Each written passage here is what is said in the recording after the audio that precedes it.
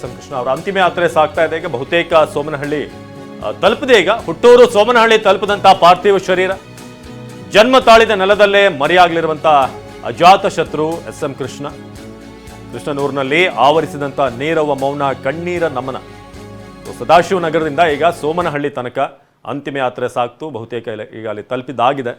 ಈಗ ಜನರ ಸಂಖ್ಯೆ ಕೂಡ ಹೆಚ್ಚಾಗ್ತದೆ. ನಾವು ದೃಶ್ಯದಲ್ಲಿ ನೋಡ್ತಿರೋ ಹಾಗೆ ಹುಟ್ಟೂರು ಸೋಮನಹಳ್ಳಿ ತಲುಪಿದಂಥ ಪಾರ್ಥಿವ ಶರೀರ. ಪಾರ್ಥಿವ ಶರೀರದ ಅಂತಿಮ ದರ್ಶನವನ್ನು ಪಡೆಯೋದಕ್ಕೆ ಗ್ರಾಮಸ್ಥರು ಸುತ್ತಮುತ್ತಲಿನ ಅನೇಕ ಪ್ರದೇಶದವರು ಈಗ ಸೋಮನಹಳ್ಳಿಗೆ ಬರ್ತಿದ್ದಾರೆ. ಎಸ್.ಎಂ. ಕೃಷ್ಣ ಅವರ ಪಾರ್ಥಿವ ಶರೀರ ಎಲ್ಲಿ ಅವರು ಹುಟ್ಟಿ ಬೆಳೆದರು, ಇಡೀ ಪ್ರಪಂಚ ಗೊತ್ತಾಗೋ ಹಾಗೆ ಬೆಳೆದರು. ಸಾವೊಂದು ಊರಿಗೆ ಅವರ ಪಾರ್ಥಿವ ಶರೀರ ಈಗ ತಲುಪ್ತಾ ಇದೆ. ಅಂದರೆ ಲೈಫ್ನ ಒಂದು ಕಂಪ್ಲೀಟ್ ಸರ್ಕಲ್ ಚೈತ್ರ, ಎಲ್ಲಿ ಸ್ಟಾರ್ಟ್ ಆಯಿತು, starting point to the end. 92 ವರ್ಷಗಳ ಕಾಲ ಭಾಳಷ್ಟು ಜನ ಹೆಮ್ಮೆ ಪಡೋ ಹಾಗೆ ಬದುಕಿದ್ರು ಎಸ್.ಎಂ. ಕೃಷ್ಣ. ಅದು ಭಾಳಷ್ಟು ಜನ ನಮ್ಮ ಲೀಡರ್ ಅಂತ ಹೇಳೋ ರೀತಿಯಾಗಿ ಬೆಳೆದರು. ಹಾಗೆ ಈಗ ಕೊನೆ ತನಕವೂ ಕೂಡ ಅವರಲ್ಲಿದ್ದಂಥ ಚೈತನ್ಯ. ನೀವು ನೆನೆ ಡಾಕ್ಟರ್ನ ಪ್ರಶ್ನೆ ಮಾಡ್ತಿದ್ದೆ, ಟೆನ್ನಿಸ್ ಆಡ್ತಿದ್ದು ಅವ್ರಿಗೆ ಎಷ್ಟು ಹೆಲ್ಪ್ ಆಯಿತು ಅಂತ.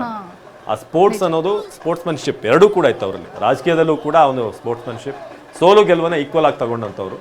ಸೊ ಅವರ ಕಂಪ್ಲೀಟ್ ಜೀವನದ ಆ ಒಂದು ವೃತ್ತ ಏನಿದೆ ಆ ಒಂದು ಕಂಪ್ಲೀಟ್ ಆಗಿ ಎಂಡ್ ಆಗ್ತಾ ಇದೆ.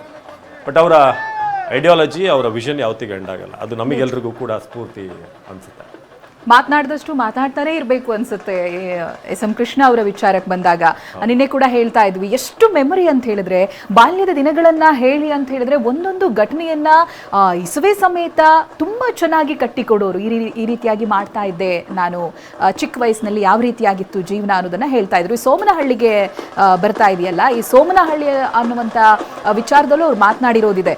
ಈ ಅರಮನೆಯ ಮೈಸೂರು ರಾಜರು ಹಾಗೆ ಇವರ ತಂದೆಯ ಬಾಂಧವ್ಯ ತುಂಬಾ ಚೆನ್ನಾಗಿತ್ತು ಆ ಕಾಲದಲ್ಲಿ.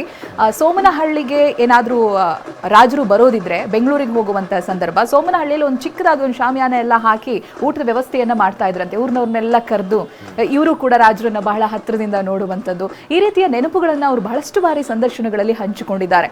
ಆಗಲೇ ಹೇಳಿದಾಗೆ ಬಾಲ್ಯದ ನೆನಪುಗಳನ್ನು ತುಂಬಾ ಚೆನ್ನಾಗಿ ಕಟ್ಟಿಕೊಡ್ತಾರೆ, ಯಾವುದನ್ನು ಕೂಡ ಮರ್ತಿಲ್ಲ. ಇನ್ಫ್ಯಾಕ್ಟ್ ರಾಜಕಾರಣದ ಬಗ್ಗೆ ಕೇಳಿದಾಗಲೂ ಕೂಡ ಆ ಕಾಲದಲ್ಲಿ ಅವ್ರು ಭೇಟಿಯಾದಂಥ ವ್ಯಕ್ತಿಗಳ ಹೆಸರುಗಳು, ಯಾವ ವರ್ಷದಲ್ಲಿ ಏನಾಗಿತ್ತು ಎಲ್ಲವನ್ನು ಕೂಡ ಅಷ್ಟು ನೆನಪಿಟ್ಟುಕೊಂಡು ಹೇಳ್ತಾ ಇದ್ರು. ಇನ್ನು ಬಹುಶಃ ಅವರು ಬಾಲ್ಯದಲ್ಲಿ ಆಟವಾಡಿದ ನೆಲದಲ್ಲೇ ಇರೋದ್ರಿಂದ ಒಂದಷ್ಟು ಬಾಲ್ಯದ ನೆನಪುಗಳನ್ನು ಕೂಡ ನಾವು ಇಲ್ಲಿ ನೆನಪಿಸುವಂಥ ಕೆಲಸ ಮಾಡ್ತೀವಿ. ನೀವು ಕೂಡ ಬಹಳಷ್ಟು ಸಂದರ್ಶನಗಳಲ್ಲಿ ಇದನ್ನು ಕೇಳಿರ್ತೀರಾ.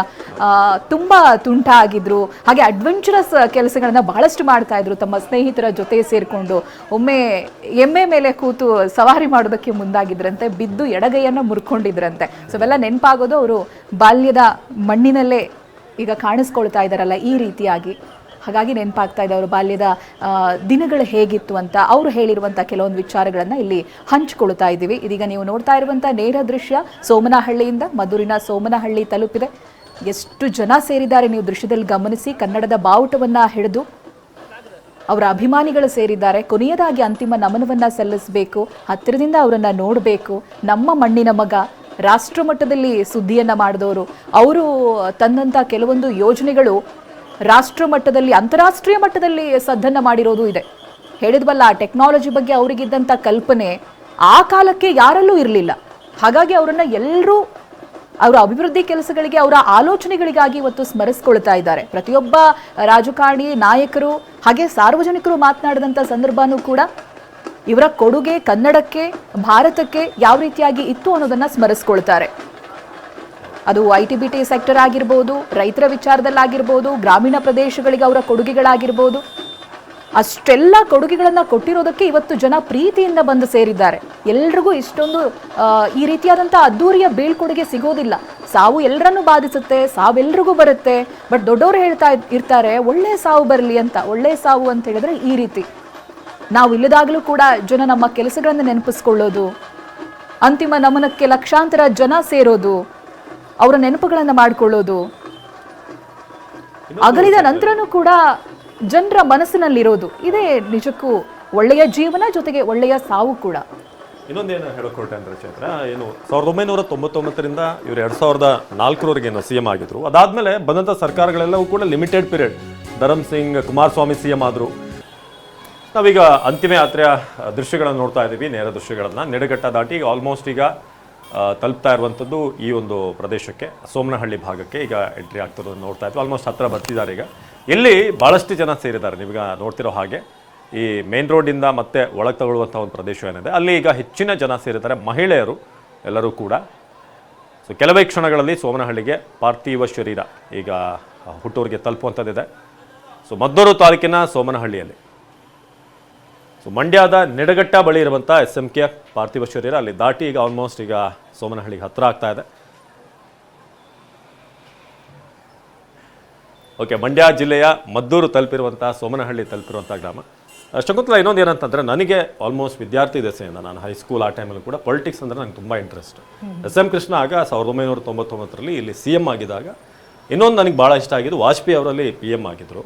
ಇಬ್ಬರೂ ಕೂಡ ಆ ಒಂದು ಕುರ್ಚಿಗಿದೆಯಲ್ಲ ಹೇಳಿ ಮಾಡಿಸ್ತಂಥವ್ರು, ಅಂದರೆ ಅರ್ಹತೆ ಅನ್ನೋದು ಏನು ಬರುತ್ತೆ. ಈಗಲೂ ಕೂಡ ಕೆಲವೊಂದು CM ನೋಡಿದಾಗ ನಮಗೆ ಪ್ರಶ್ನೆ ಬರುತ್ತೆ, ನಮ್ಮ ರಾಜ್ಯ ಅಂತಲ್ಲ ಎನಿ ರಾಜ್ಯನೂ ಹೌದಾ ಇವ್ರಿಗೆ ನಿಜವಾಗ್ಲೂ CM ಕುರ್ಚಿ ಇವ್ರಿಗೆ ಕೊಡಬೇಕಾಗಿತ್ತ ಅಂತ. ಬಟ್ SM ಕೃಷ್ಣ ಅವರಂತೂ ಅನ್ಡಿಬೇಟೇಬಲ್.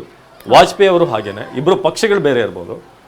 ಈ ಸಂಪುಟ ರಚನೆ ಎಲ್ಲ ಆದಮೇಲೆ ಪೇಪರಲ್ಲಿ ಒಂದು ಇದು ಬರೋದು, ಯಾರು ಯಾವ ಮಿನಿಸ್ಟ್ರು ಏನು ಅಂತ ಕೊಟ್ಟಾಗ ನಾನು ಅದನ್ನು ಕಟ್ ಮಾಡಿ ಗೋಡೆಯಲ್ಲಿ ಅಂಟಿಸಿದ್ದೆಲ್ಲ ಇದೆ. ಯಾಕಂದರೆ ಅದನ್ನು ನೋಡ್ತಿದ್ರೆ ಯಾರು ಮಂತ್ರಿ ಏನು ಅಂತ ನಮಗೆ ಗೊತ್ತಾಗುತ್ತೆ ಅಂತ. ಸೊ ಆಗ ಆ ಕಾಲದಿಂದ ನನಗೆ SM ಕೃಷ್ಣ ಅವ್ರಿಗೆ ನೆನಪು. ಅಂದರೆ ನನಗೆ ಕರೆಕ್ಟಾಗಿ ಒಂದು ಬುದ್ಧಿ ಬರಬೇಕಾದ್ರೆ ಅಥವಾ ಪಾಲಿಟಿಕ್ಸ್ ಬಗ್ಗೆ ಇಂಟ್ರೆಸ್ಟ್ ಬರಬೇಕಾದ್ರೆ ಕೃಷ್ಣ ಅವರು CM ಆಗಿದ್ದಂಥ ಸಂದರ್ಭ ಅದು. ಸೊ ಬೆಂಗಳೂರನ್ನ ಕಟ್ತಾ ಇದ್ದಾರಂತೆ, ಬೆಂಗಳೂರಲ್ಲಿ ಇನ್ನೂ ಹೊಸದಾಗೇನೋ ಬರುತ್ತಂತೆ ಅಂತೆಲ್ಲ ನಾನು ಕೇಳ್ತಾ ಇದ್ದೆ.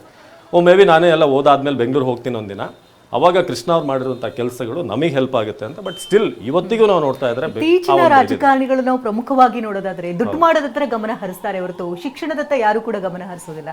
ದುಡ್ಡನ್ನ ಯಾರು ಬೇಕಾದ್ರೂ ಮಾಡಬಹುದು ಜೀವನದಲ್ಲಿ, ಯಾರು ಬೇಕಾದ್ರೂ ಕದಿಯಬಹುದು, ಆದ್ರೆ ವಿದ್ಯಾಭ್ಯಾಸ ಅಥವಾ ಶಿಕ್ಷಣ ಏನಿರುತ್ತೆ ಅದನ್ನ ಯಾರು ಕೂಡ ಕದಿಯೋದಕ್ಕಾಗಲ್ಲ.